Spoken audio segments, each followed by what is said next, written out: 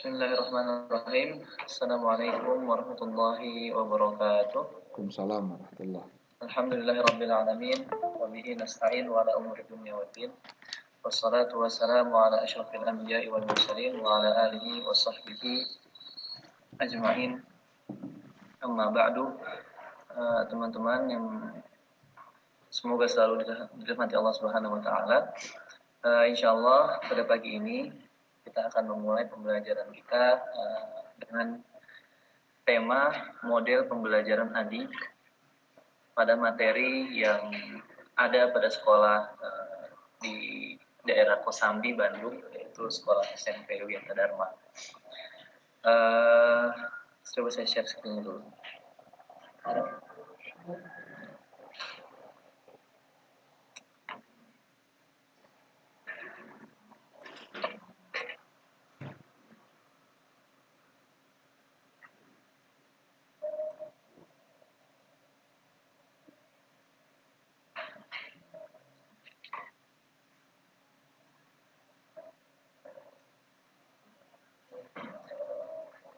Baik, kita akan mulai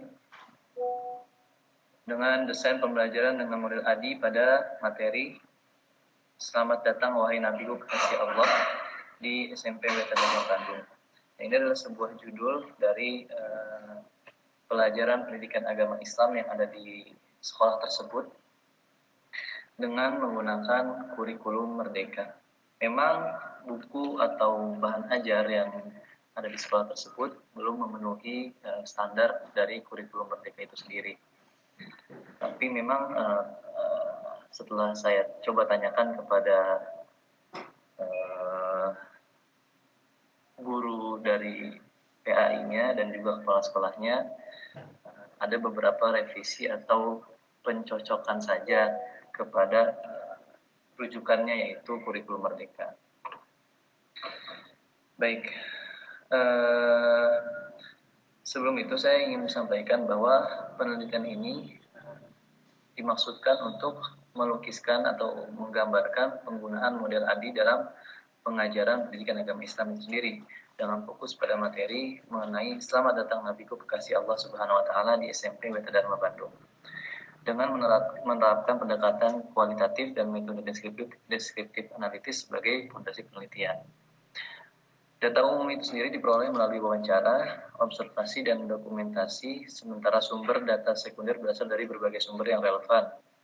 Hasil penelitian ini menandakan bahwa penerapan model ADI dalam pembelajaran PAI terbukti sangat efektif di SMP Wiyata Dharma Bandung melalui langkah-langkah ADI.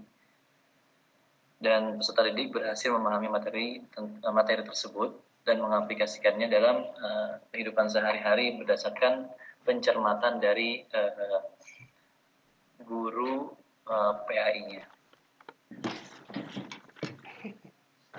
Baik.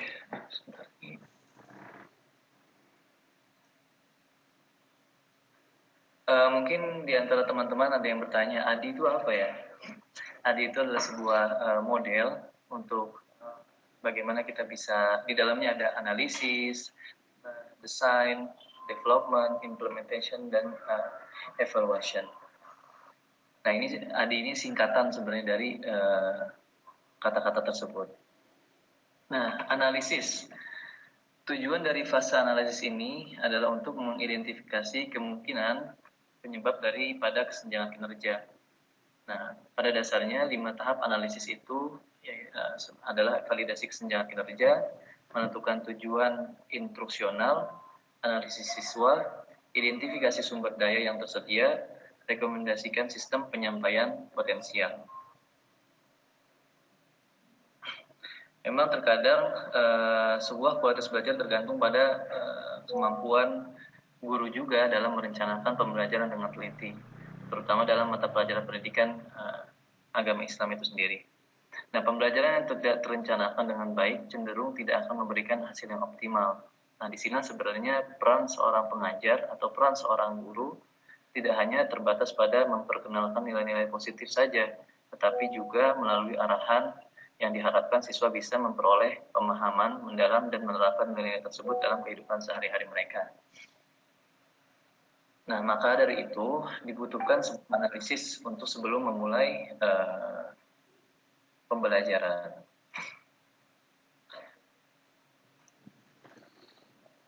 Selanjutnya ada desain. Itu tujuan fase desain adalah untuk memverifikasi kinerja yang diinginkan dan metode pengujian yang sesuai. Setelah menyelesaikan tahap ini, mestinya kita sudah bisa memperoleh yang pertama ada inventarisasi tugas, daftar tujuan kinerja, lalu daftar tujuan kinerja yang komprehensif, perlengkapan yang diperlukan, strategi pengujian komprehensif, perhitungan biaya dari manfaatnya.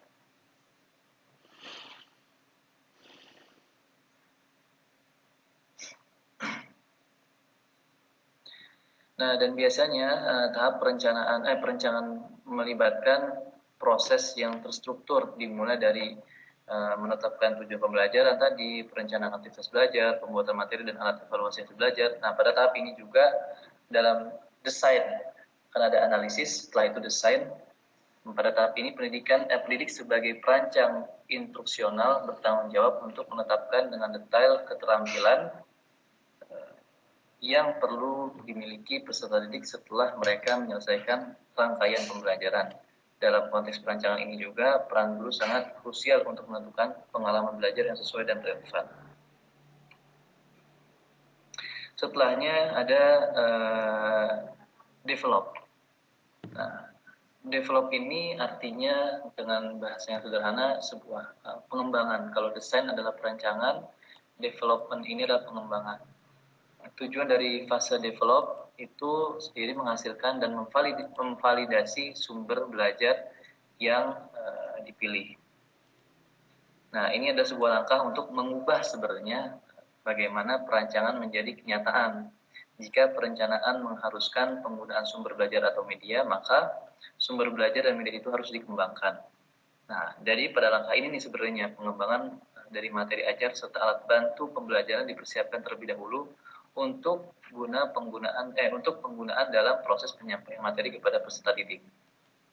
Dan pada tahap ini juga bahan pembelajaran dan sumber daya media dapat berbentuk cetak, elektronik, atau digital.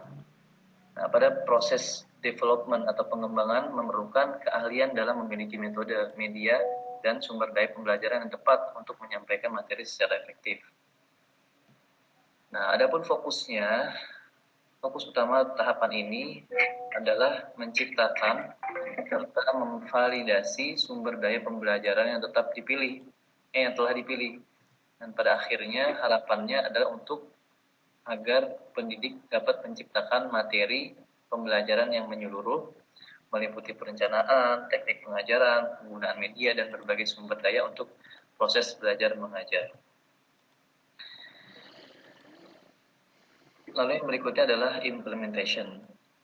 Implementation adalah implementasi.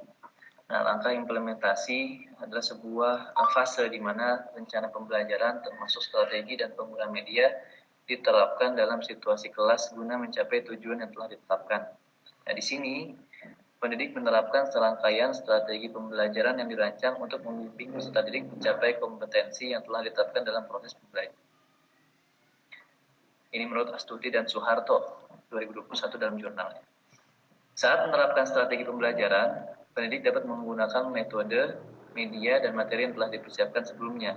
Tahap pelaksanaan membutuhkan perhatian terhadap urutan kegiatan termasuk persiapan sebelum pembelajaran, penyampaian materi, partisipasi peserta didik, aktivitas penutupan pembelajaran, evaluasi hasil belajar, serta langkah-langkah lanjutan yang diperlukan. Sebagai perancang instruksional, pendidik perlu memilih metode pembelajaran yang mengikat dan efektif dalam menyampaikan materi agar dapat menarik perhatian peserta didik. Dan tujuan inti dari fase implementasi untuk mempersiapkan lingkungan belajar dan melibatkan siswa. Lalu yang berikutnya adalah evaluation atau evaluasi. Nah, di evaluasi ini adalah langkah atau sebuah fase dalam model pembelajaran model ADI yang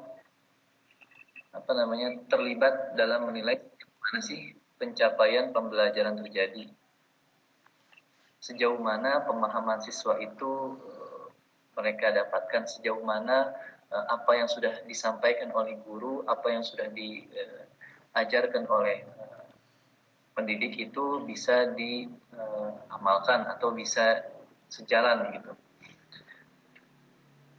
Jadi proses inti dalam evaluasi meliputi penetapan standar penilaian, pemilihan instrumen penilaian, dan pelaksanaan proses evaluasi.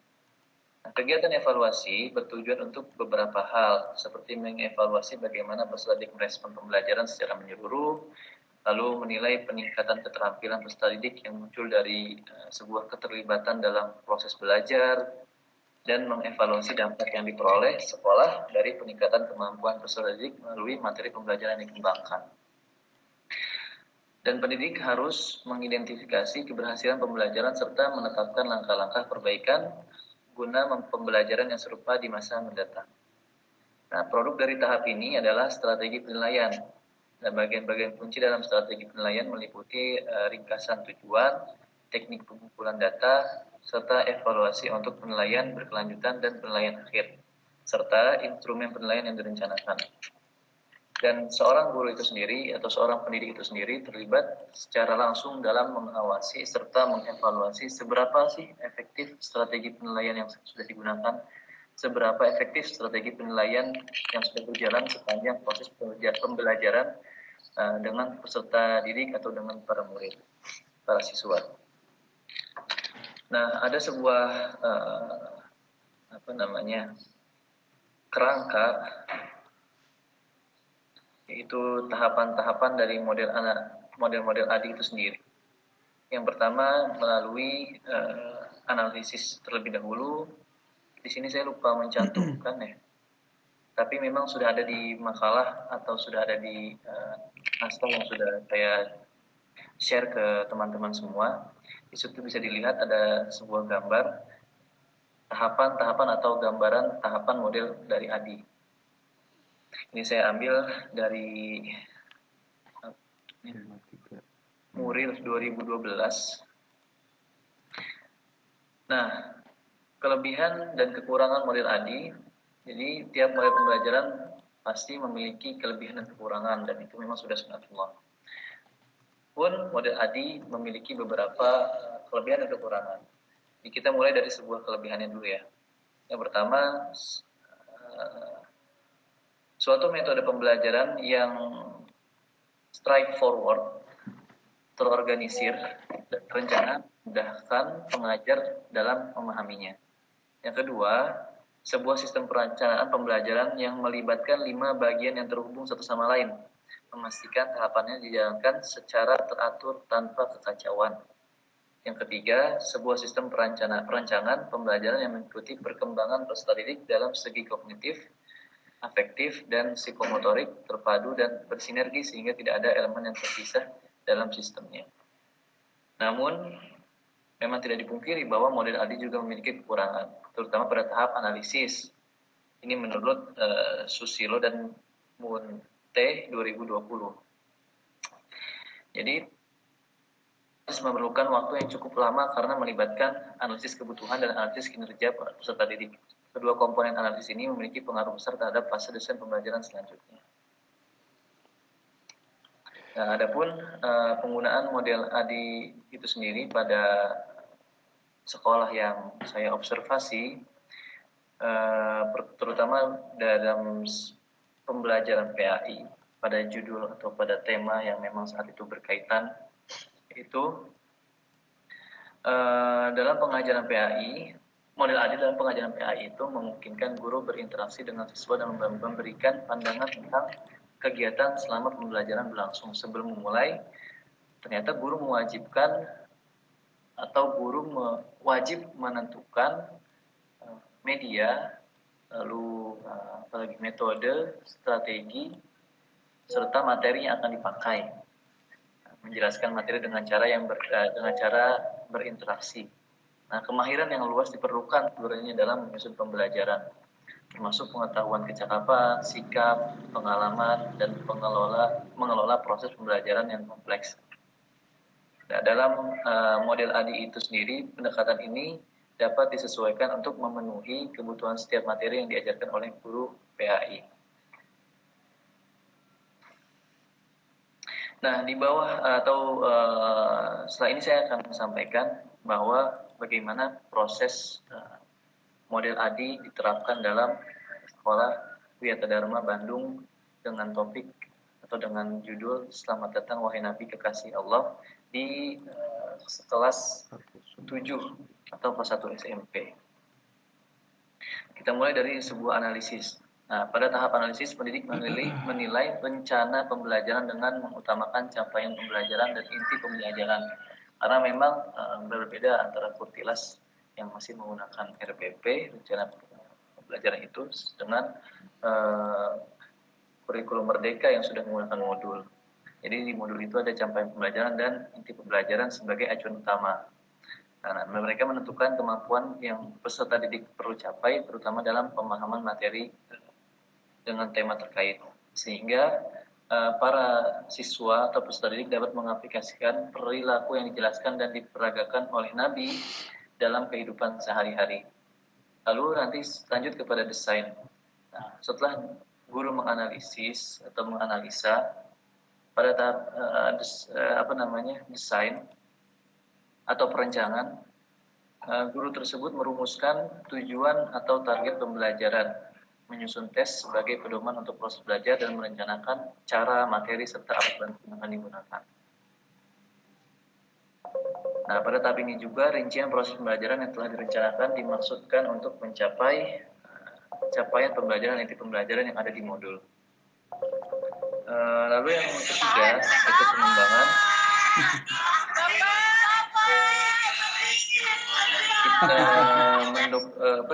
Dalam tahap pengembangan, kita akan mengembangkan, mendokumentasikan, dan mencatat seluruh kegiatan yang akan terjadi dalam proses pembelajaran. Selamat ya.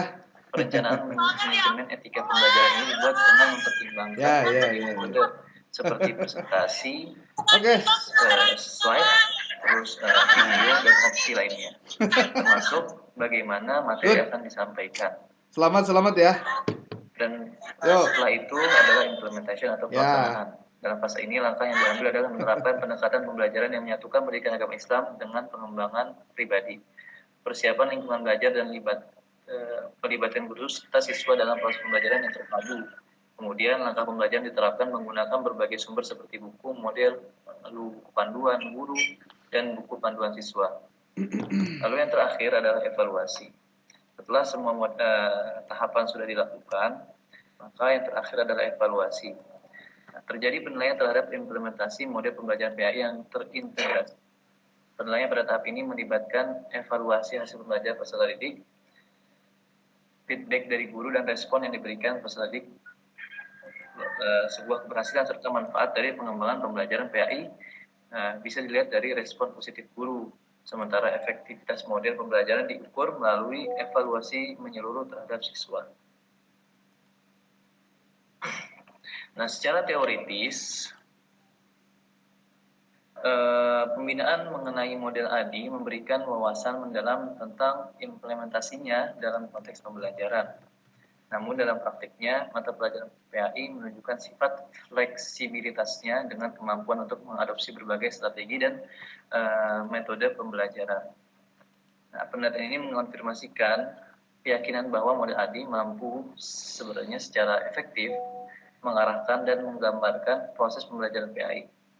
Kenapa? Karena hal ini disebabkan bahwa model ADI menekankan pada kerangka kerja yang saling terkait, tidak memungkinkan pelaksanaannya dilakukan secara sembarangan, tapi melainkan membutuhkan keteraturan yang terstruktur. Mungkin itu yang bisa saya sampaikan, kurang lebihnya mohon maaf. Setelah ini akan dilanjut oleh materi berikutnya, Bu Eno. Silakan, Bu.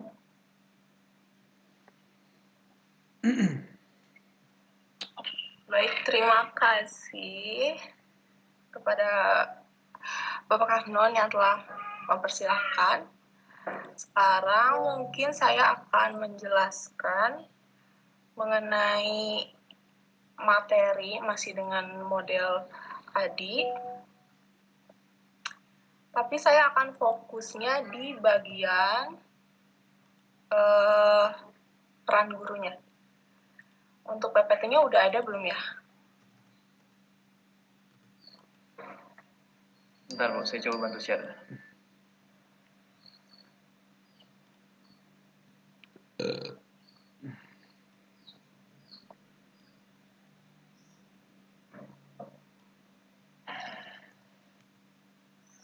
Itu udah ke share screen belum ya? Yang PPT-nya? Sudah Ibu, sudah. Bismillahirrahmanirrahim. Assalamualaikum warahmatullahi wabarakatuh. Assalamualaikum warahmatullahi wabarakatuh. Pertama-tama di sini judulnya itu ada peran dalam implementasi model ADI. Di sini saya memakai metode penelitian kualitatif deskriptif yang dimana penelitian ini saya laksanakan di SMA 10 Bandung yang terletak di Jalan Cikutra, dan data penelitian ini dikumpulkan melalui wawancara, observasi, dan dokumentasi. Penelitian ini juga merupakan penelitian kualitatif dengan sampelnya itu kelas 12. Langsung saja yang pertama-tama model ADI. Model ADI adalah suatu pendekatan sistematis yang digunakan dalam perancangan pembelajaran dan pengembangan institusional. ADI ini merupakan singkatan dari 5 tahapan. Yang pertama itu ada analisis, design, development, implementation, dan evaluation. Model ADI ini sebenarnya salah satu pendekatan yang fleksibel yang bahkan bisa disesuaikan dan diaplikasikan dalam banyak mata pelajaran dan tidak dikhususkan untuk PAI saja. Dan kegunaan dari model ADI ini terletak pada fakta bahwa ia menyediakan struktur yang terorganisir untuk mendesain dan mengelola proses pembelajaran sehingga proses pembelajaran ini bisa terus terstruktur dan bisa kita ketahui pada tahapannya ini apakah berjalan dengan sesuai atau tidak. Yang pertama itu ada analisis. Di tahap analisis ini itu ada faktor utama yang dilihat adalah pendidik, peserta didik, dan tujuan pembelajaran. Pada tahap ini, guru harus mengetahui apa saja yang menjadi faktor kebutuhan siswa pada saat pembelajaran. Karena saya mengambilnya kelas 12, sehingga di sini guru kelas 12 harus mengetahui apa saja kesulitan-kesulitan yang dirasakan oleh siswa pada kelas 11. Hal ini bisa didapatkan mulai dari hasil belajarnya, dilihat dari rapotnya, atau misalnya catatan-catatan ringan yang guru PAI sebelumnya punya. Kemudian setelah guru mengetahui kebutuhan siswa tersebut, maka dari sini guru akan terlihat kesenjangan yang terjadi pada saat pembelajaran, sehingga muncullah permasalahan-permasalahan yang dapat diketahui oleh guru di kelas 12, yaitu yang pertama di SMA 10 ini, khususnya di kelas 12, siswa masih kurang terampil dalam baca Al-Quran. Terus yang kedua juga ternyata guru yang ada di kelas 11 ini masih kurang dan jarang menggunakan media atau metode pembelajaran, sehingga membuat siswa ini pada saat kelas 11 kurang minat dalam pembelajaran PAI.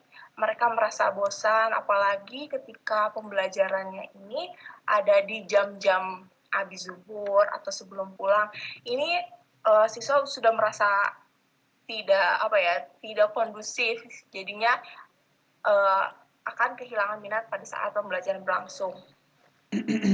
Kemudian dari permasalahan dan analisis kebutuhan siswa yang sudah didapatkan oleh guru kelas 12, kemudian setelahnya guru harus menyesuaikan tujuan pembelajaran akan hendak dicapai, misalnya dengan adanya data yang didapatkan dari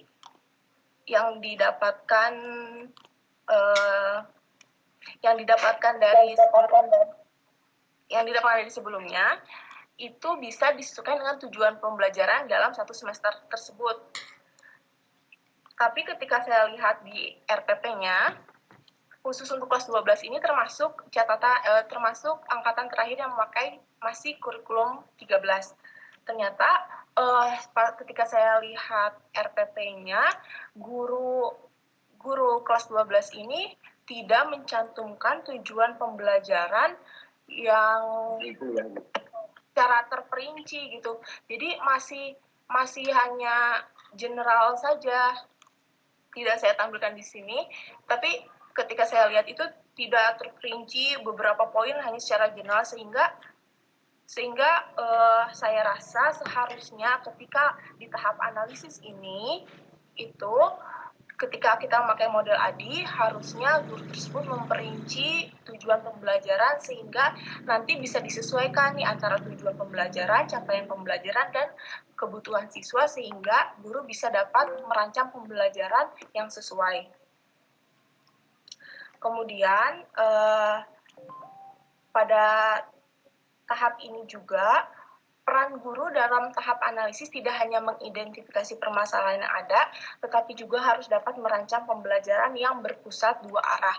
Karena tadi sudah saya sampaikan, di pembelajaran kelas 11 ini ternyata hanya terjadi di satu arah saja. Jadi kelas 11 ini siswa masih banyak mendengarkan pemaparan hanya dari gurunya, tanpa ada feedback dari siswanya. Kemudian dengan tahapnya analisis ini juga, guru dapat mengetahui keterampilan, pengetahuan, dan kondisi peserta didik yang akan dihadapinya ini. Selanjutnya, itu ada tahap desain. Tahap desain ini yaitu untuk menuliskan tujuan dan pedoman pembelajaran, mengembangkan item test, dan mengidentifikasi sumber bahan ajar. Pada tahap desain ini, karena guru sudah mengetahui permasalahan kebutuhan siswa, tujuan pembelajaran yang hendak dicapai, sehingga poin-poin tersebut bisa dilanjutkan ke tahap desain. Jadi model ADI ini tidak bisa kita loncat-loncat, kayak misalnya mau dari analisis langsung ke development, itu nggak bisa. Model ADI ini harus dilaksanakan secara teratur. Karena tadi sudah mendapatkan poin-poin penting dari tahap analisis, sekarang di tahap desain ini guru membuat pembelajaran dan kerangka konseptual, model dan pembelajaran seperti media, materi, atau alat evaluasi untuk penggunaan pembelajaran. Salah satunya cara untuk mempermudah pembelajaran, para guru PAI di SMA 10 itu mengurutkan materi dalam satu semester itu dipilih mana yang lebih mudah terlebih dahulu.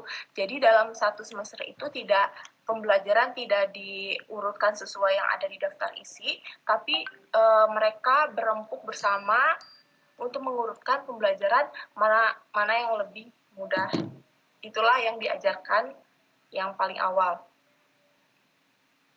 Kemudian pada fase desain ini, guru berperan dalam merancang rencana pembelajaran yang memadukan nilai-nilai agama Islam dengan prinsip-prinsip desain instruksional.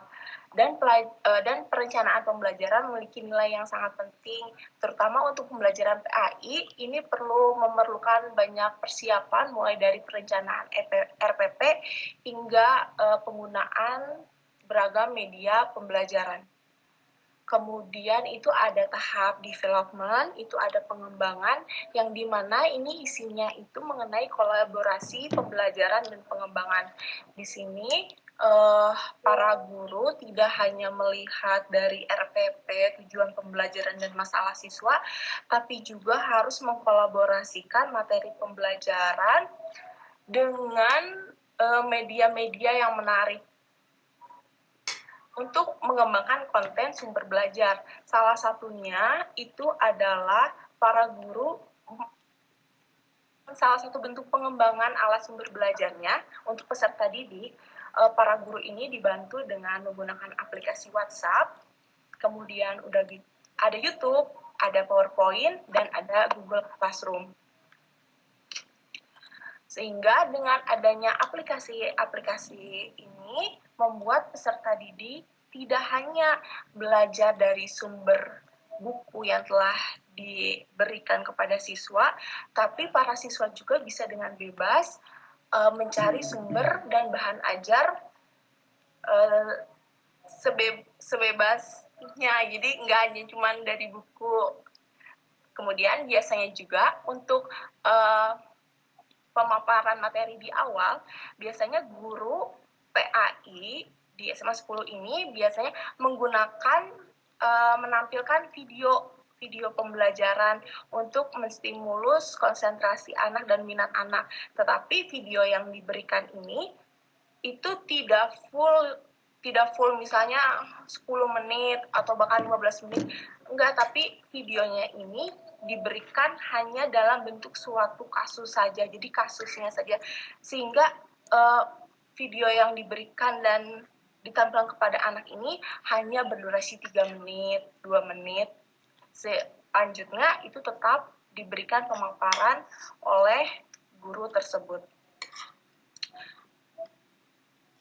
Hal ini digunakan dan diperlukan untuk menciptakan lingkungan pembelajaran yang mendukung dan memfasilitasi pemahaman konsep agama Islam dan menciptakan pembelajaran yang efektif dan menyenangkan dengan menggunakan materi ajar yang relevan. Karena sebelumnya para guru di kelas 11 itu jarang sekali menggunakan metode dan media untuk mengatasi masalah tersebut dan untuk memberikan pengalaman yang baru, para guru kelas 12 ini menggunakan video untuk menstimulus anak sebelum masuk kepada materi. Selanjutnya itu diimplementasi untuk melihat model ADI ini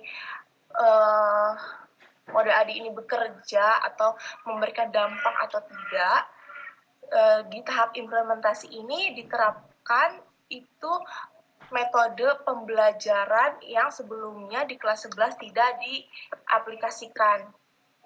Karena implementasi ini kan target utamanya dan fase yang dimonitor itu peserta didik, maka guru di sini berperan hanya sebagai fasilitator, yang dimana guru memberikan kebebasan untuk para siswa untuk mengeksplor materi tersebut. Contohnya saya itu mengambil materi pelajaran mengenai pernikahan dalam Islam. Nah, di sini para siswa diberikan metode pembelajaran yang namanya MPA, yaitu Marketplace Assessment, yang dimana siswa dalam satu kelas dibagi menjadi 5 kelompok. Di masing-masing kelompok ini diberikan materi submateri dari pernikahan dalam Islam. Misalnya kelompok pertama itu menjelaskan mengenai pengertian. Terus misalnya kelompok kedua itu mengenai konsep dan selanjutnya. Sehingga nanti dari setiap kelompok ini itu akan berkonsepnya berdagang. Jadi salah satu perwakilan dari misalnya satu kelompok itu beranggota 5. Dari 5 ini ada 2 orang yang berkeliling kepada kelompok lain dengan dikatakan misalnya membeli, tapi mereka ini masuk ke kelompok lain itu untuk bertanya di kelompok ini tuh menjelaskan apa, sehingga semua kelompok ini mendapatkan materi utuh dari masing-masing kelompok.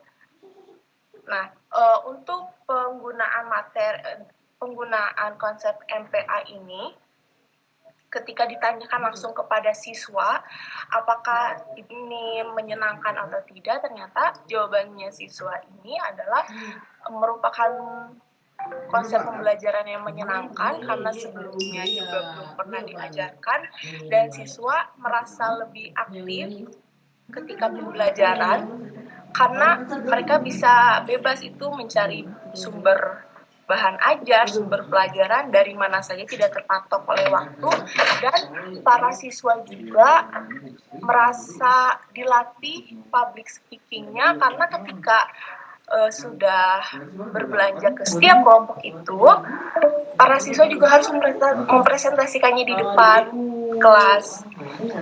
Nah, setelah kegiatan ini selesai, barulah di terakhir ini guru masuk sebagai penutup dan untuk memberikan penjelasan.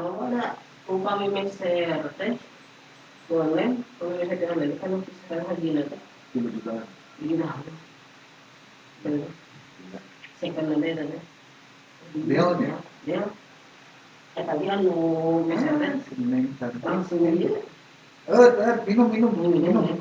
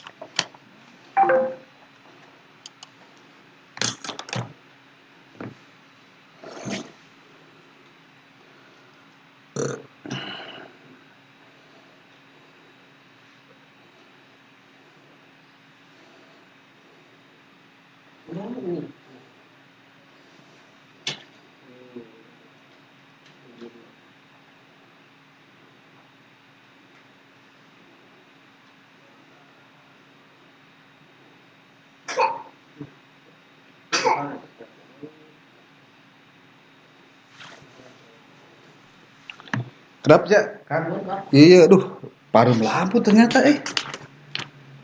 iya beja-beja. Biasanya saya dia. Aduh, pun.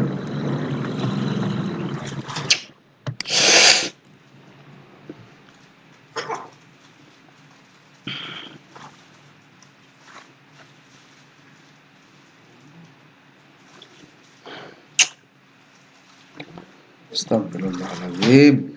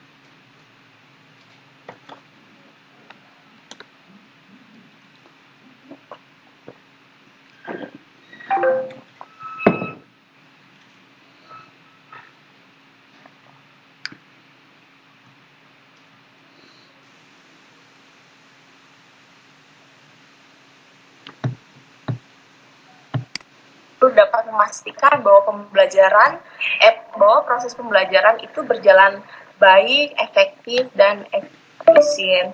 Dan dengan melakukan model ADI ini,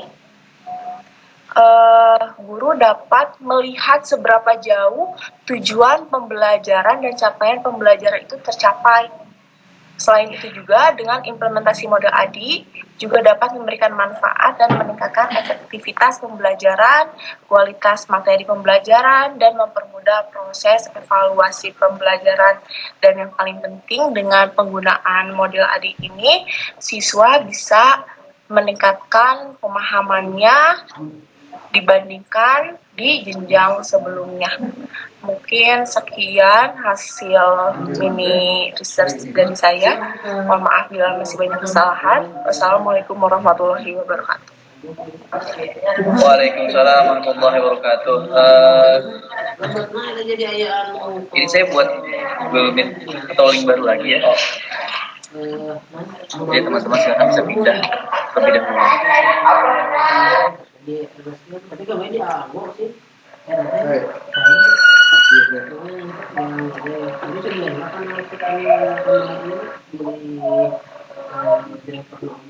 Memang kan bagi ketesa lapisan yang bagi bikin dia tak ya, tanpa itu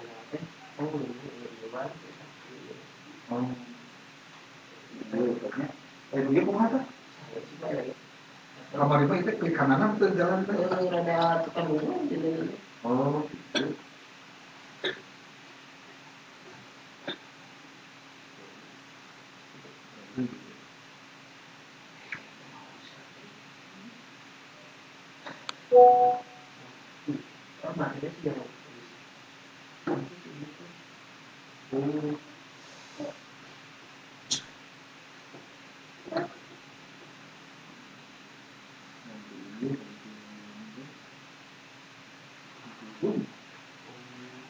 Jadi dia sami. Ini sama tidak begitu kalau tidak biasa.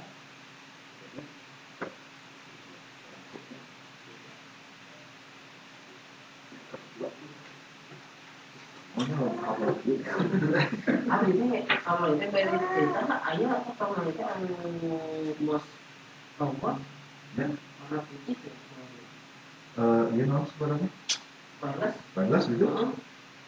apa ada kan itu tindakan dina itu ya itu dari kesian kok gitu Model kamar itu ya. pas namanya di mata pas teh ayah tahan Remotan. ayah bosan sareng pendingin laptop Ya. jadi badai Sabar aja. agak milih pak jadi badai mah ya tak lu aja kan kalau pendingin laptop sareng laptop kudunya saya iwan Ya sopnya seberapa kan? kita rencana adanya Ini sabar aja tadi kan. oke lah malah sareng itu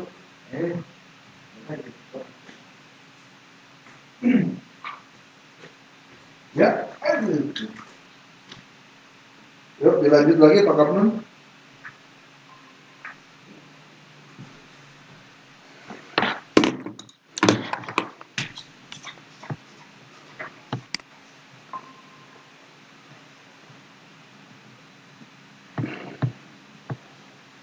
Pada berakhir ya.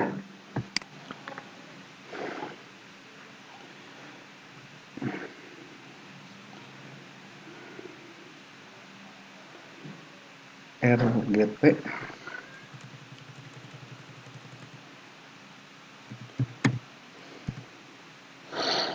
ZBK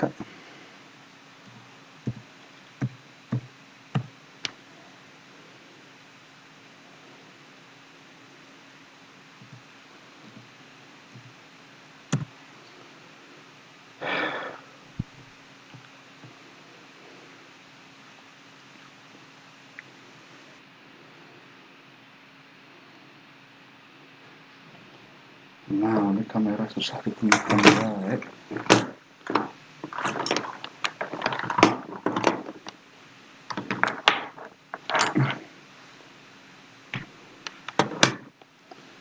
Hehehe.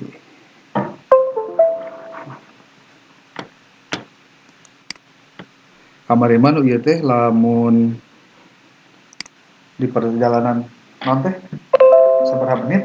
Tuh saberapa menit tuh? Saberapa menit acan? Nanti we. Hah? biasa ya Heeh. Apa? Ya. eta jalan kabel bener ya aya eta Longgar. Mun, Si bapak ini. Hmm.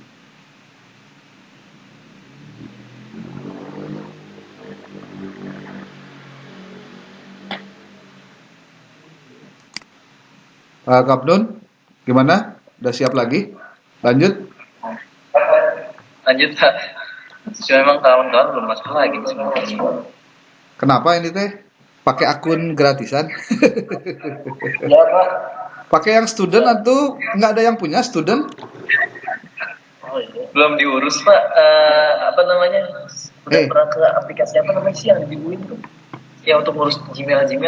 Cuma nggak ada lanjut ya. pakailah. Nah, fasilitas itu bisa dapat akun gratis 100 giga nyimpen Google Drive. Hotspot Pak. Hah? Mintanya di mana Pak? Emang belum tahu? Ini saya nyampein aja dari kawan-kawan. Saya juga lupa. Saya pernah ngurus. Saya lupa namanya apa. Sapa. Nggak ngerti. Pokoknya gini, di kelas reguler itu ada si namanya siapa ya? Ini kayaknya Pirial tuh kelas non reg. Kelas B. Ya non reg B, coba tanyain deh. Dia pakai akun berbayar pakai punya UIN. Dia punya akun student. Coba tanyain deh prosesnya kayak gimana. Oke, siap Pak.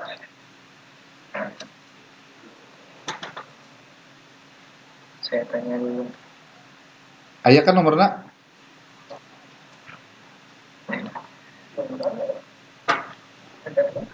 Jadi siapa Pak tadi Pak? Virial. Virial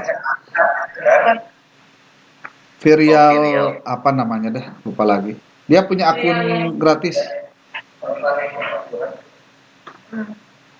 Ada namun kita di rumah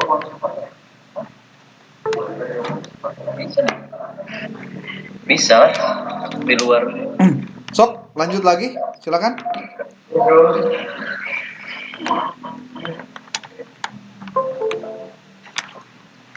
Ayo teman-teman yang mau bertanya, kita buka sesi diskusi untuk model ADI. Praktek ini.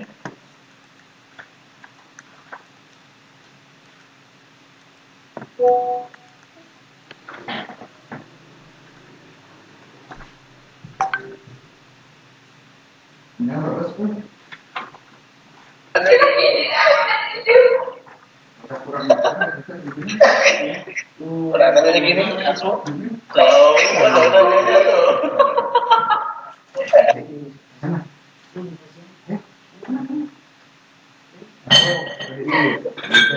Ayo teman-teman ini ada yang mau tanya gak? Tanya lah.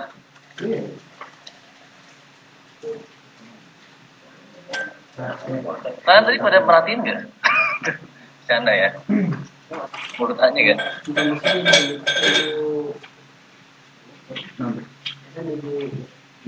Ya, sudah.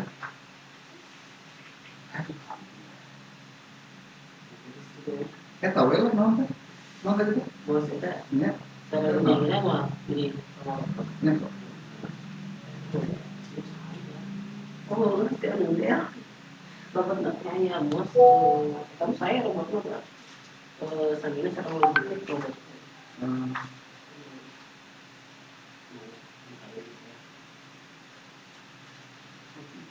Ya, sok karena.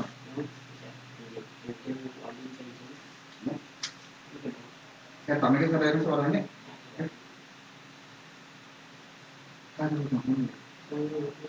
Kamu enak dulu. Masih belum.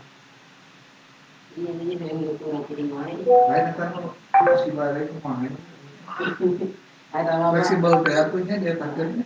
ada orang yang saya beri milarian Nah, itu berjalan ya.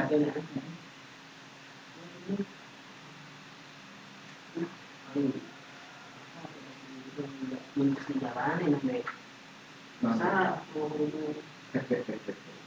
Teman-teman kita ya. hari mau berburu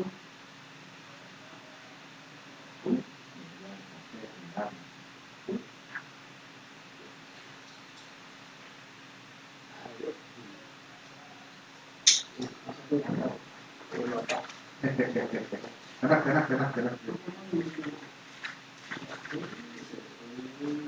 Ada yang mau bertanya? Mas Bos yang bertanya, Kasmu.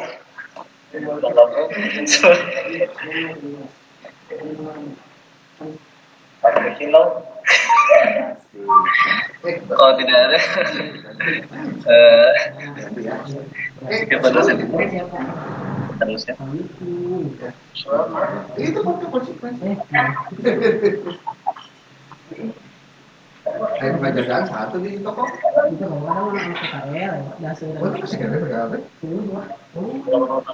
Di zaman sebelah. Masih ada. Saya tanya. Ada searching dulu. Izin bertanya materi.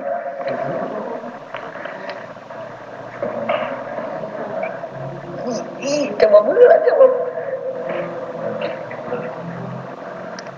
Gimana pemateri izin bertanya? Iya, silakan. Terkait model adinya. Ketika saya membaca terkait model tersebut, tujuannya atau langkahnya ini kan signifikansinya terhadap kebutuhan siswa, menyelesaikan masalah siswa. Maka pertanyaannya, untuk mengatasi hal tersebut, model itu keberhasilannya apakah bisa dilihat dari 1 semester atau dari 1 tahun atau bisa dilihat dari pembahasan akhir bab kalau misalkan diimplementasikan pada pembelajaran PAI, serta apakah model ini bisa dibilang efektif ketika digunakan dan diimplementasikan terhadap pembelajaran PAI. Terima kasih.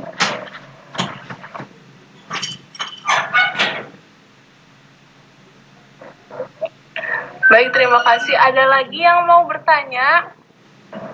Baik, Mbak. Cukup kayaknya. Oke. Siapa dulu nih yang mau jawab?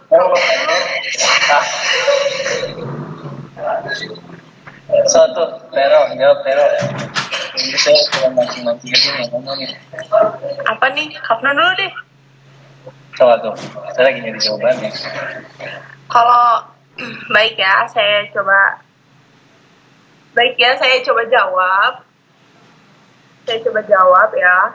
Untuk apa ya? Mungkin sebenarnya indikator keberhasilannya, ya nggak Hasbu? Hasbu mana? Gimana Karat? Mungkin nanyanya indikator keberhasilannya ya? Bisa dibilang seperti itu, bisa. Ya, kalau menurut saya dan hasil wawancaranya yang saya amati dan saya lakukan, untuk kategori indikator keberhasilannya ini, kalau dibalikin lagi dengan evaluasi yang guru itu gunakan, kalau misalnya guru itu menggunakan misalnya hasil tes ya, hasil tes itu kan bisa dilakukan ke akhir pembelajaran kan, akhir pembelajaran ketika tema itu beres maksudnya. Nah kalau misalnya ketika guru itu ingin instan dan membuat misalnya model ADI ini untuk hanya 1 semester, ya jadi bisa dilihat dari hasil si nilai 1 semester itu apakah ada peningkatan atau enggak.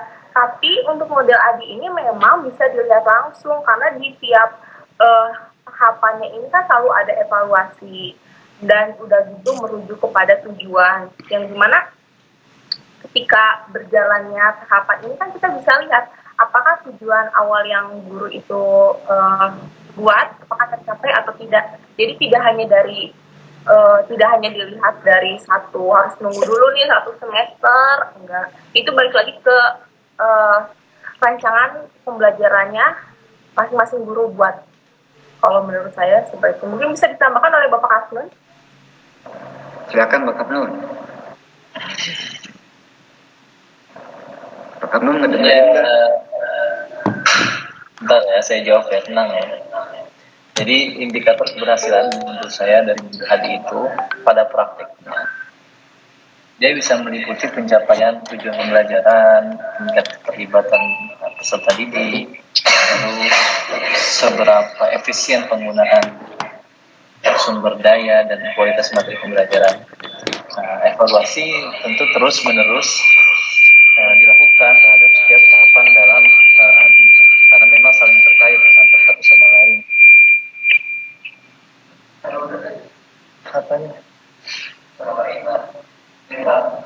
Nah, saya lanjut ya. Jadi evaluasi terus-menerus terhadap setiap tahapan dalam ADI karena memang saling berkaitan satu sama lain antara analisis, desain, development, implementasi, sama evaluasi. Nah, ini akan membantu mengukur keberhasilan dan menyesuaikan proses pembelajaran yang nantinya akan terlihat apakah efektif dan efisien atau tidak. Dan pertanyaan-pertanyaannya memang dari awal dari analisis ya, dari mulai ketersediaan data yang relevan, seperti apakah analisis menyediakan data yang tepat dan relevan untuk menentukan kebutuhan pembelajaran atau tidak, lalu definisi tujuan pembelajaran yang jelas, dan sebagainya. Mungkin itu yang bisa saya sampaikan atau saya jawab dari indikator keberhasilan dari sebuah pembelajaran PAI. Sedikit menyanggah materi ya terkait misalkan nih tadi yang telah diutarakan oleh Teh Red kan, bahwa gini, ketika misalkan tes dilakukan tuh Pak Abdul mohon di mute dulu ya. Terus saya pemateri loh. Oh, siap. Nah, terkait misalkan tes dilakukan pada akhir bab ya, misalkan. Artinya ketika kita disinkronkan dengan bahwa tujuan ADI ini signifikansinya mengarah kepada kebutuhan siswa. Contoh misalkan ada permasalahan dalam indikator keberhasilan. Karena tadi Deret juga mengatakan bahwa indikator keberhasilan bisa dinyatakan tidak harus pada satu semester, melainkan pada akhir tema atau akhir bab. Sehingga misalkan ada beberapa siswa yang tidak bisa tercapai, mendekati atau tidak bisa ke tahap pada indikator keberhasilan tersebut. Artinya guru dalam melanjutkan pembahasan selanjutnya bagaimana untuk mempertimbangkan terhadap siswa yang tidak mencapai indikator keberhasilan tersebut. Melihat program-programnya, menganalisis dengan kecerdasan tokoh-tokoh agama, pimpinan agama, ulama, kiai, dan seluruh gerakan agama di tanah air kita. Jadi untuk pertanyaan kedua itu bagaimana ketika anak atau siswa yang masih belum mencapai indikator keberhasilan bukan sekedar slogan, tetapi betul-betul agama menjadi berperan secara langsung, secara transformatif untuk pembentukan mental dan karakter bangsa. Demikian tanggapan dari kami. Terima kasih. Assalamualaikum warahmatullahi wabarakatuh. Terima kasih Cak Imin. Mas Anies mau menambahkan? Pura-pura agak. Baik, jadi dari tanggapan Cak Imin menunjukkan bahwa Cak Imin ini memang betul-betul santri. Kalau saya coba jawab dulu ya, nanti mungkin ada beberapa. Insyaallah. Terima kasih. Untuk indikator keberhasilan secara realita ya, ketika kita misalnya mengaplikasikan model pembelajaran tertentu atau misalnya media atau Partai apapun Nasdem lah itu, telah berkomunikasi dengan kubu Ganjar Mahfud menyusul adanya tekanan dari penguasa yang diterima menjelang pemilu. Mungkin aja ya, cuman pasangan Anies Mohaimin ini justru mengaku tidak ingin terlibat dalam drama-drama politik yang tidak jelas. Dan taraf keberhasilan itu kan misalnya kita bisa lihat kalau misalnya taraf keberhasilan itu bisa dilihat ketika hasil evaluasi. Mungkin aja ketika misalnya kita menerapkan model ADI dan setelah menggunakan model ADI kita misalnya memakai metode tadi misalnya marketplace assessment, udah gitu diganti lagi pakai metode role playing atau segalanya. Tapi ketika nanti evaluasi masih aja ada yang gagal, tapi kan Kami nggak kehilangan akal dan kami tidak menangis. Biasanya yang gagal ini hanya menjadi minoritas. tidak menjadi kedewasaan mayoritas. dalam berpolitik, Jadi menurut kedewasaan saya dalam menghadapi situasi yang sulit, ya kita pasti diuji. aja ada Oleh yang karena itu, ya kita jangan jumawa, jangan kurang sombong kalau yang berkuasa. kurang berhasil, Jangan mencem orang. tapi itu Akibatnya tidak seperti ini kan. Kalau kami biasa menjadi biasa patokan saja. bahwa Sejauh model ini itu kami belum berarti mengalami yang gagal. seperti dikatakan Gitu. oleh Pak Ahmad Ali. Kalau Sejauh misalnya- ini kami masih bisa Misalnya ya, mengatasi di semuanya. dalam kayak Dan contohnya kami permasalahan juga yang merasa saya belum itu saatnya untuk di kelas 11 berkomunikasi itu dengan mungkin paslon sudah lain diterapkan tuh menghadapi bagaimana siasat-siasat cara yang seperti itu. atau kebiasaan Nasdem yang mengaji mendukung pasangan Anies atau Mohaimin ini misalnya justru mengaku murojaah tidak ingin bersama-sama, terlibat tapi dalam tetap drama aja kok di politik kelas yang 12 menghabiskan masih aja energi. banyak yang nggak bisa baca Quran, Iya, jadi masih juga energi banyak kita ini kan yang terbatas. Kita bahkan nggak mau main masih drama. pro. Nah, Kita nggak mau mungkin dengan solusinya segala kepura-puraan ada tuh kan yang menangis depan kamera. tetap seolah-olah terus sudah besok berinovasi dunia untuk guru kiamat. tersebut, Sebelumnya, terus Sekjen PDIP Hasto menerapkan Kristianto metode mengaku atau banyak mendapat model-model tekanan yang dari pihak penguasa kalau misalnya menjelang ternyata Pilpres itu berhasil 2024. silakan dilanjutkan diimplementasi atau di-upgrade bahkan sebelumnya menjadi lebih Imam baik. Wijaya, kemudian Dan ada untuk saudara yang Ulin, belum kemudian berhasil ini yang mayor yang jadi minoritas saya, jadi mungkin berbagai harus ada sinyal-sinyal bimbingan itu langsung sudah ada, kepada tetapi gurunya cukup ya banyak. Hasbu Dan juga untuk ditanya ada sebelah mana kekurangannya. sama kita menyepakati Begitu. dengan Amin juga Coba ditambahkan lagi sama penggunaan satu lokasi. instrumen hukum, penggunaan instrumen Martina. kekuasaan dalam Baik, penting kami Teh juga Martina membangun silakan komunikasi dibantu. Ingin bertanya ya. Bantu dulu Bu. Tidak buka donasi. Ini mau bertanya tentang kalau saya lihat dan perhatikan sebetulnya antara model ADI dan model LinkedIn itu banyak persamaan. Jadi ada tahapan-tahapannya. Tadi kan ada analisis juga ya. Di model Dick and Carry juga demikian. Terus ada development di model design and development gitu. Di model Dick and Carry juga kan ada untuk menganalisis cara dan strateginya itu setelah diidentifikasi sebelumnya.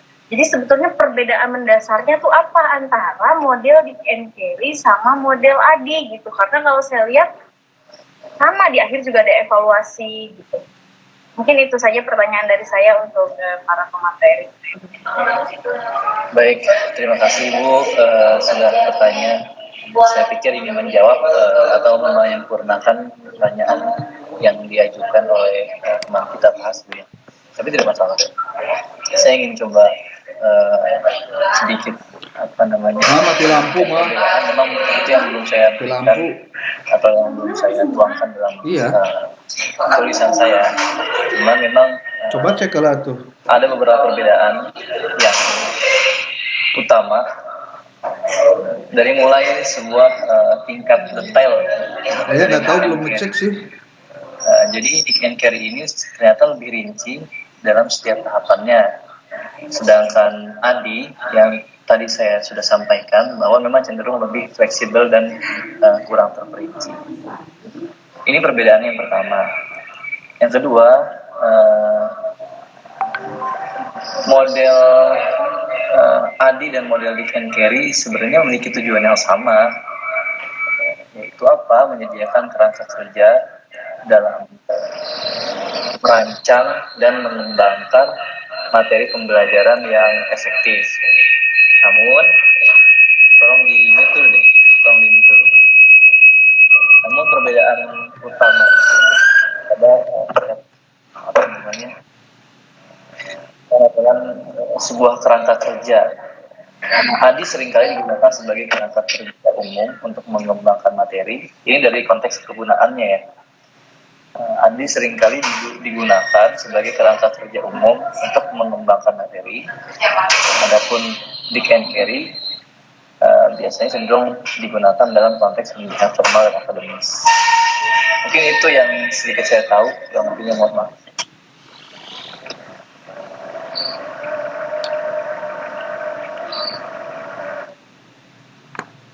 Oke.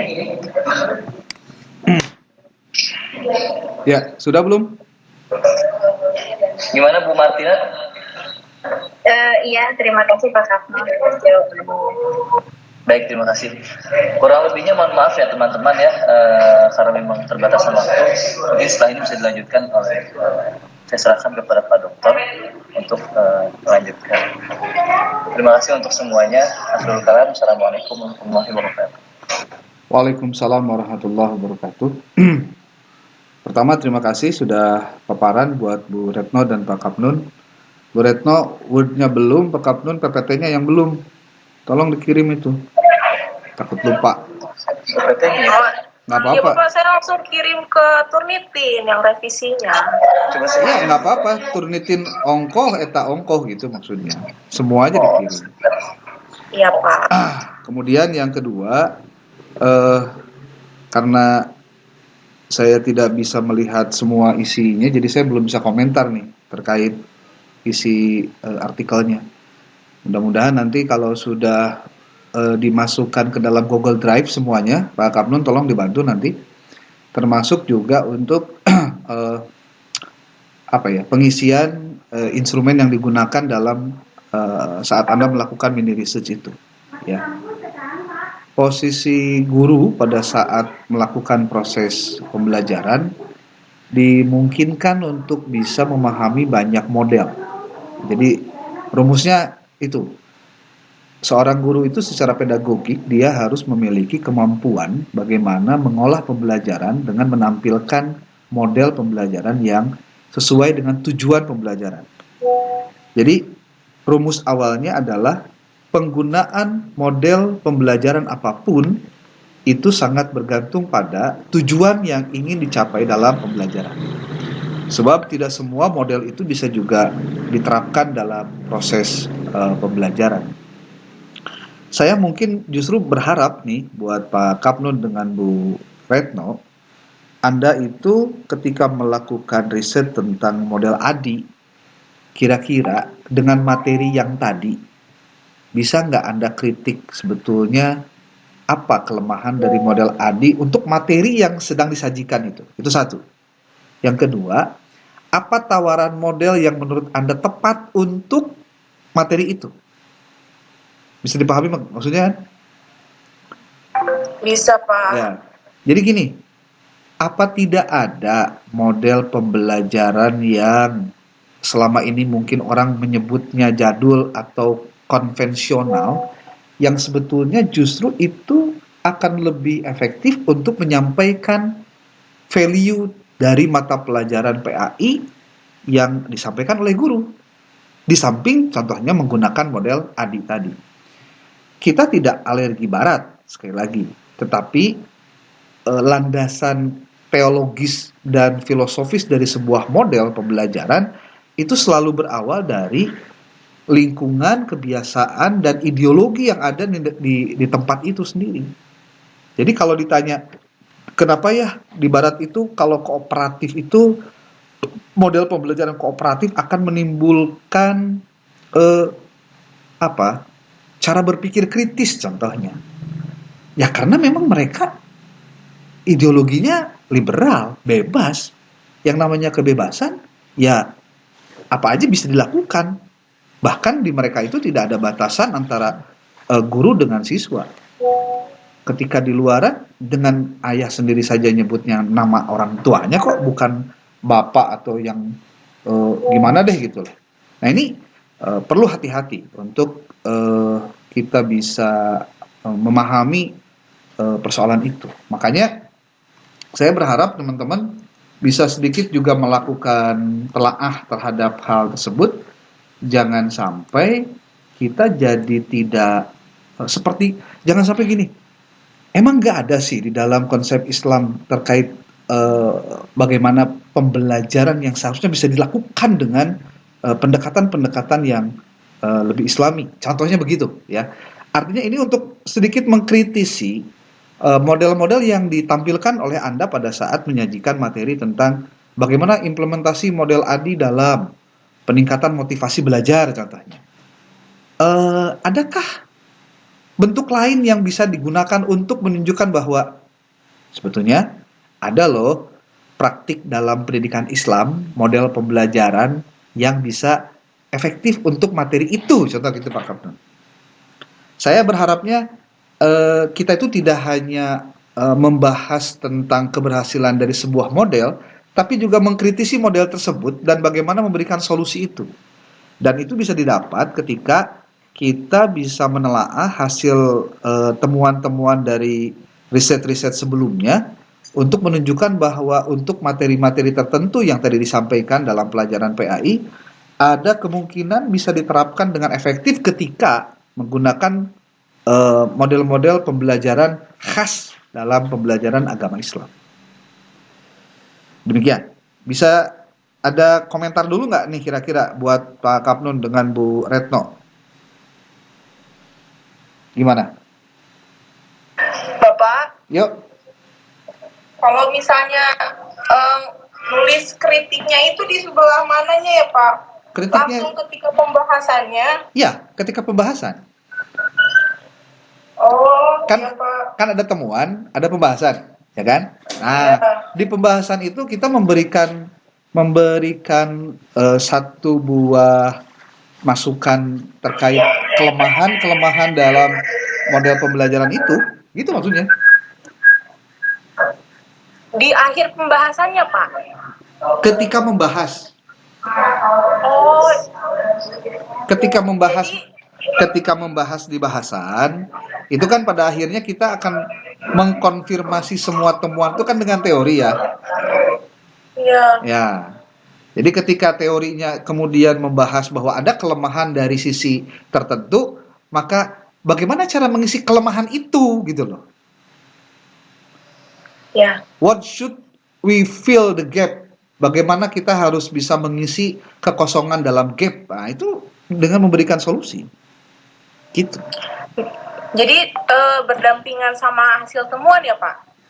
Hasil temuan dulu. Jadi gini, biasakan ketika menjelaskan di artikel di bagian result and discussion itu temuan dulu dibahas. Temuan dibahas berdasarkan wawancara, studi dokumentasi dan juga wawancara. Nah, setelah selesai barulah dibahas satu persatu. Jadi ada bagian result, ada bagian discussion. Dan di bagian discussion itu, kita selalu merujuk pada apa yang sudah kita terangkan di atas. Makanya, lebih nyaman lagi kalau bicara tentang temuan itu menggunakan tabel, grafik, gambar, infografis. Jadi lebih visual ketika orang melihat temuan. Jadi naratifnya itu belakangan setelah kita menampilkan gambar itu. Contoh, berdasarkan hasil observasi, itu kan ada bahan checklistan ya, sesuai atau tidak, checklist. Nanti kan ada yang tidak sesuai nih, nah itu yang nanti dibahas di pembahasan, gitu. Kemudian kalau ternyata dalam langkah-langkah pembelajaran ADI ternyata ada yang tidak cocok, Anda tinggal buat tabel saja, kemudian contoh begini bahasanya. Berdasarkan pengamatan terhadap pembelajaran ADI yang dilakukan oleh guru di bla bla bla bla bla, penulis dapat menyampaikan temuan sebagai berikut dalam bentuk tabel. Buat tabelnya, kemudian di situ dimasukkan yang ada. Kan saya sudah pernah memberikan itu instrumen untuk desain pembelajaran PAI itu ya. Nah, tinggal kalau ada yang sesuai atau tidak kan tinggal dilihat checklistnya aja. Nah, di situ kemudian nanti kelihatan kan ada komentarnya tuh. Komentar itu berdasarkan temuan Anda. Nah, nanti di pembahasan Anda mengomentari hal-hal yang masih lemah aja gitu sebenarnya. Jadi kalau misalnya di dalam tabel 2 disebutkan bahwa guru ternyata telah mengikuti langkah-langkah pembelajaran sesuai dengan model pembelajaran ADI. Namun di langkah kesekian, yaitu tentang terlihat guru tidak melakukan proses yang benar akibat dari bla bla bla. Berdasarkan wawancara ditemukan bahwa apa yang dilakukan oleh guru kenapa tidak melakukan begitu, karena dia merasa bahwa itu pekerjaan yang tidak mudah disampaikan, contohnya gitu. Nah, berarti apa yang dilakukan oleh guru itu dia menganggap ini sulit. Nah, inilah yang kita sikat gitu untuk dibahas. Apakah bagian ini sulitnya itu kenapa gitu? Adakah riset yang membahas tentang kesulitan guru menyampaikan materi? Nah, di situ kemudian dibahas, gitu maksudnya. Nah ini sekali lagi ya, asal sering saja bertemu dengan masalah-masalah begini, nanti bikin artikel itu sebetulnya tidak susah. Karena wawasan kan terus bertambah, pengalaman menulis sudah ada, nanti revisinya ya tinggal revisi saja, simple kok sebenarnya. Gitu. Jadi temuan dulu berdasarkan instrumen, tampilkan, begitu beres, makanya buatlah apa? Tabel atau infografis kalau misalkan bisa. Kalau enggak juga buat gambar untuk memudahkan. Kalau mau dibuat persentase yang sifatnya sederhana juga bisa. Contohnya gitu. Persentase sederhana tuh gini. Jadi jangan mikir bahwa kalau ada angka-angka persentase itu pasti kuantitatif, enggak juga. Ya. Gitu. Bisa saja Anda menyebut begini, berdasarkan hasil observasi, 98% guru telah melaksanakan langkah-langkah model ADI dengan benar. Adapun 2% yang lemah, yaitu terkait ini dibahas lagi dengan teori gitu. Lebih mudah dikerjakan daripada diceritakan sebenarnya sih.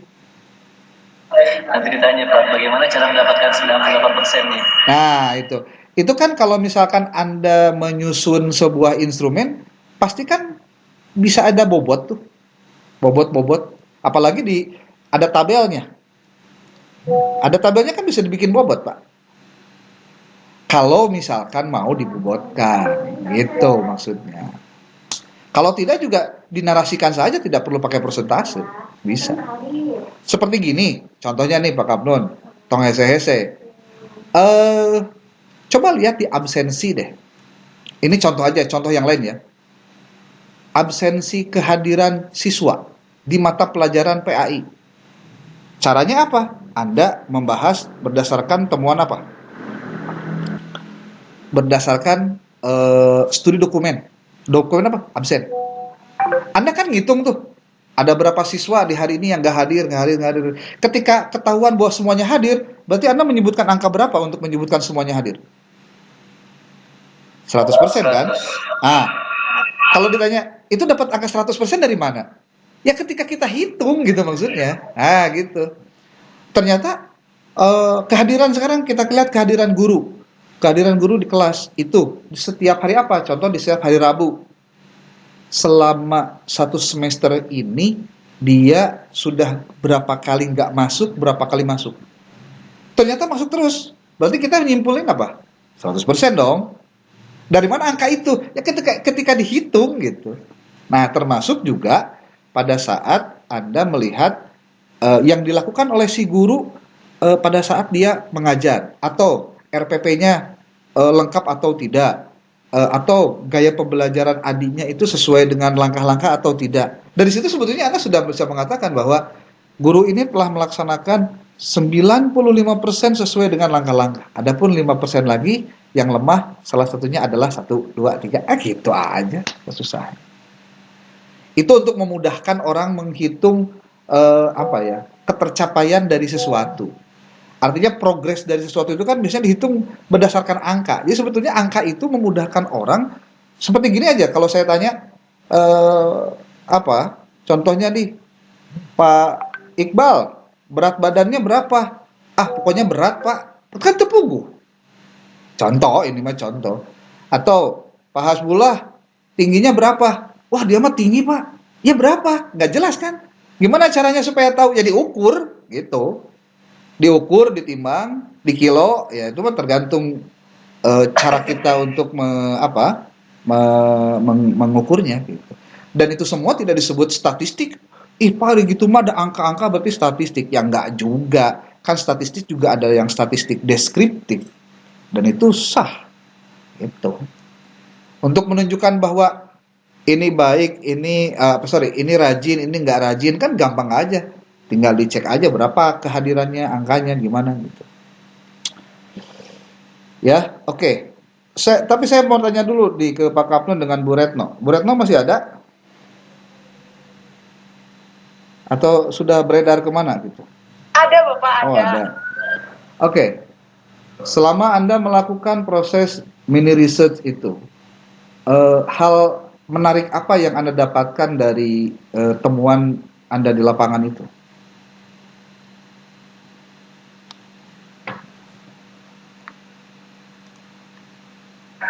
Hal menariknya, saya dulu ya Pak. Hah? Mungkin hal menariknya, guru di sana itu Pak belum paham gitu kalau itu tuh namanya model ADI. Ketika saya bicara, tapi ketika misalnya saya membuat wawancara itu seakan-akan kayak yang sesuai yang Bapak kasih, terus mengalirkan itu seperti ADI tuh ternyata ya menerapkan juga gitu loh Pak. Jadi cuman guru-guru di sana itu belum paham itu tuh ternyata model pembelajaran ADI itu. Gini aja, ini bisa jadi apa ya? Bisa jadi makanya saya minta Pak Kapnun tolong, tadi saya bilang di awal, untuk semua daftar nama yang ada itu hasil risetnya didampingi dengan satu, maksudnya di dalam foldernya itu ada isian instrumen yang sudah kemarin dibuat, kemudian foto-fotonya, kemudian lagi hasil observasi, hasil wawancara, hasil studi dokumentasi, lalu ada artikelnya. Karena dari bahan itu bisa menjadi berbagai-bagai itu maksudnya tidak hanya satu gitu artikel yang dibuat dari data yang ada. Saya nanti akan coba bikin dari data yang Anda buat itu menjadi berbagai macam bentuk artikel atau temuan yang lain. Dan nanti kita akan lihat bagaimana hasilnya gitu, ya. Yang penting pastikan semuanya ada dulu deh, gitu. Ya. Saya coba buka rekapitulasi daftar jurnal dulu, Pak. Boleh. Nah, ini Pak yang sudah ada, Pak. Oke, jurnal targetnya itu ya. Itu masih banyak yang kosong itu? Ada sebagian yang belum ngisi, kawan-kawan juga. Ayo tuh. Kasih tahu. Coba Pak Kapnun di absen, siapa yang belum itu?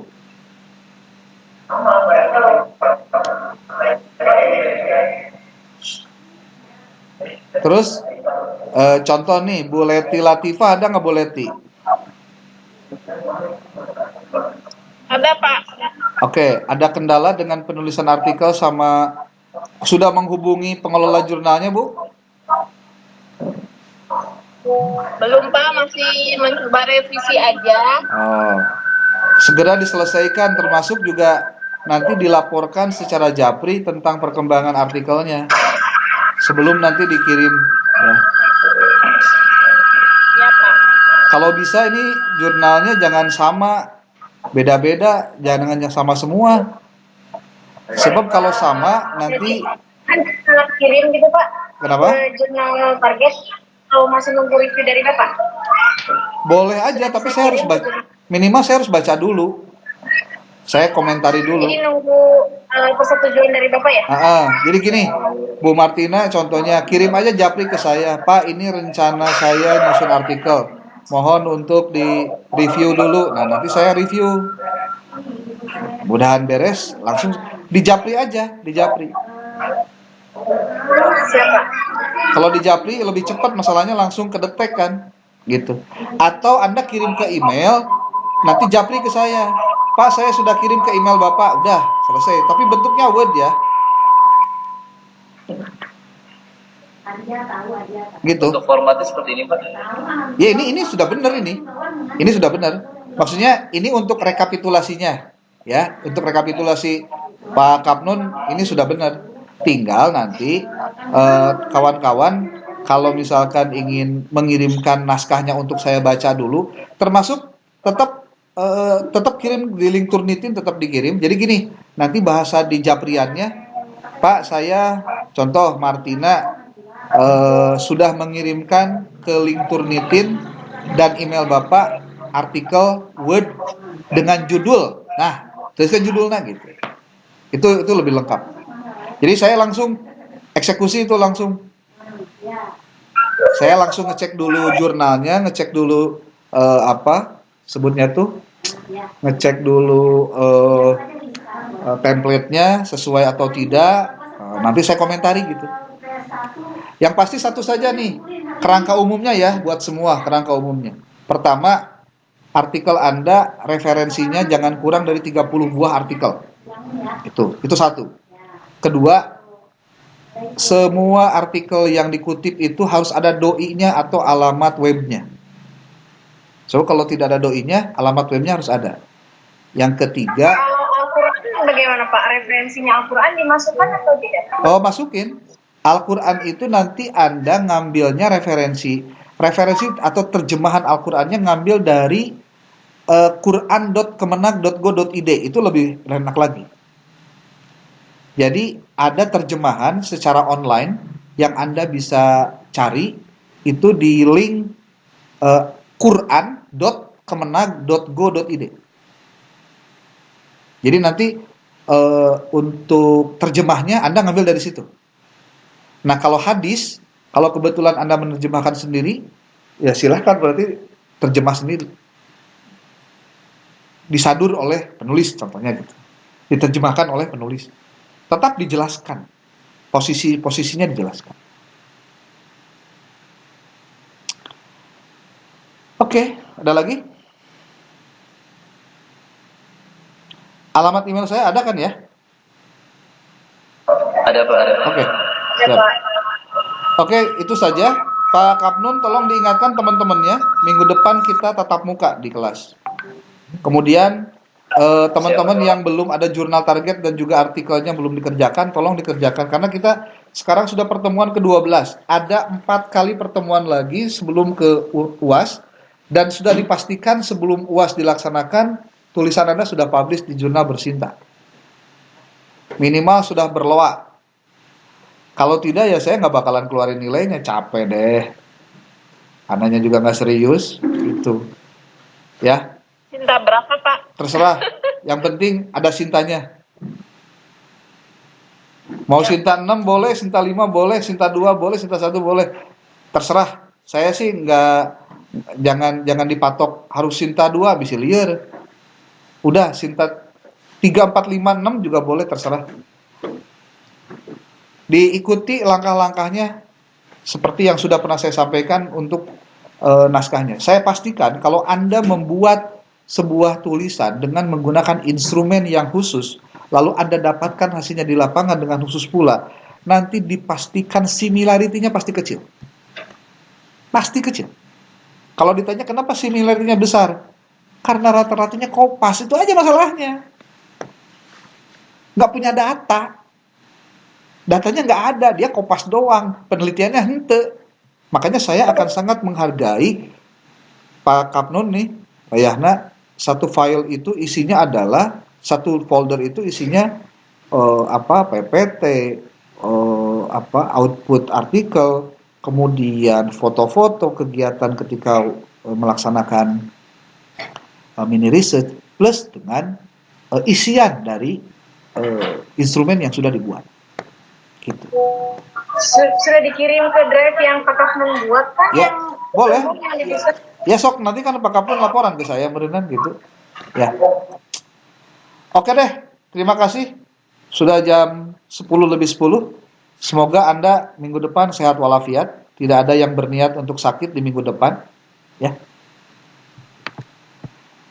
Oke, terima kasih. Billahi taufiq wal hidayah. Wal muwaffiq ila aqwamit thoriq. Assalamualaikum warahmatullahi wabarakatuh. Oke, Ma, ya lagi ngerekam dulu.